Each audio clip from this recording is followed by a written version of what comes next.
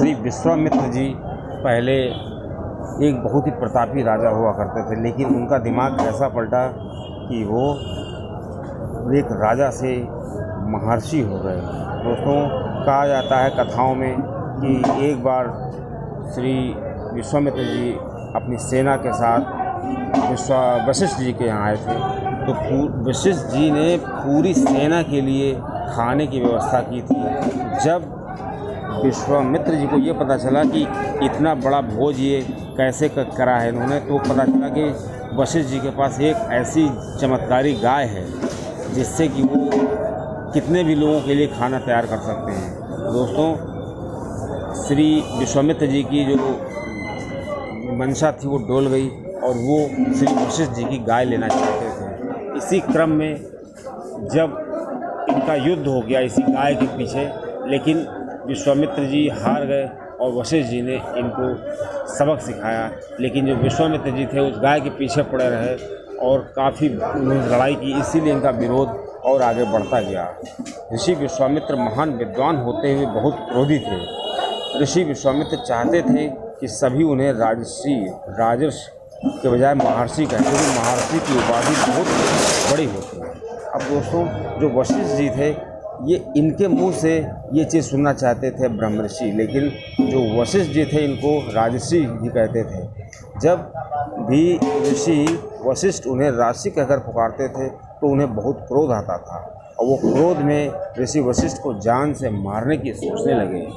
उन्होंने लगा कि उनके बाद राजर्षि कहने वाला कोई नहीं होगा, ब्रह्मर्षि ही कहलाए जाएंगे। एक दिन उन्होंने उनके मारने के इरादे से वो वृक्ष पर चढ़ गए और वशिष्ठ जी जो थे उसी पेड़ के नीचे बैठकर प्रतिदिन अपने शिष्यों को पढ़ाया करते थे। एक दिन किसी कारणवश देर हो जाने के कारण शिष्यों का पाठ देर से शुरू हुआ।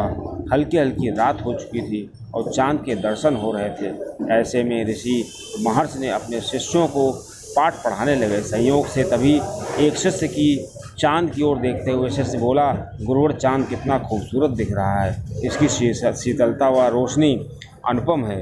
यह सुनकर ऋषि वशिष्ठ बोले, हाँ, चांद अति सुंदर है, किंतु यदि तुम ऋषि विश्वामित्र को देख लो तो इस चांद को भूल जाओगे। दोस्तों, यदि विश्वामित्र में क्रोध और कलंक न हो तो सूर्य के समान वो चमक उठेंगे। गुरु के मुख से विश्वामित्र की प्रशंसा सुनकर उनका एक शिष्य बोला, गुरुवर, वे तो आपके शत्रु हैं, आप उनकी प्रशंसा कर रहे हैं। वशिष्ठ बोले, कुछ भी हो, उनसे अधिक विद्वान, तपस्वी और कर्म योगी कोई नहीं है और उनके चरणों में मेरा जो है प्रणाम है। वशिष्ठ को मारने के लिए वृक्ष पर बैठे थे विश्वामित्र जी। जब उन्होंने ये बात सुनी तो उनको शर्मिंदा हो गए और अपनी प्रशंसा सुनकर आश्चर्यचकित हो गए और उनके हाथ में जो छुरा था वो नीचे गिर पड़ा।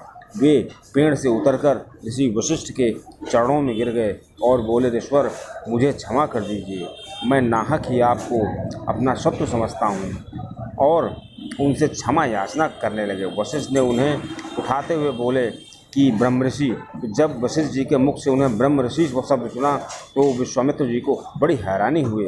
उन्होंने कहा, आपने मुझे ब्रह्मर्षि कह दिया, मैं इसी के लिए तो व्याकुल था। ऋषि वशिष्ठ ने कहा, आज आप ब्रह्मर्षि ही आज कहलाएंगे, क्योंकि आज आपने क्रोध अपना शांत कर लिया है। क्रोध आपका बिल्कुल शून्य हो गया है, बस क्रोध की ही तो कमी थी आपके अंदर।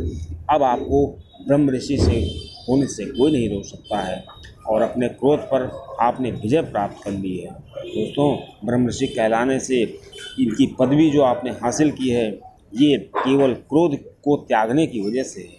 और वशिष्ठ की बातें सुनकर ऋषि विश्वामित्र की आंखों में आंसू आ गए और उन्होंने वशिष्ठ को अपने गले से लगा लिया और अपराध का प्रायश्चित किया।